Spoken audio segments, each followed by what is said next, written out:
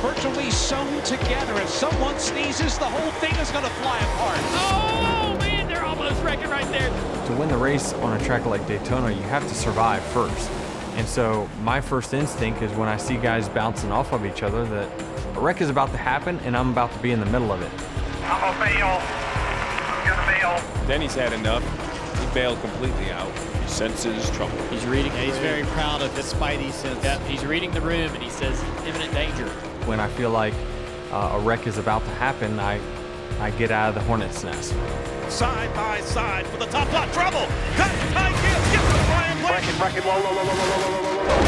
Ladies on the nose of Ty Gibbs, and the big one happens behind him. And it brought so many people into it. Look at all these cars.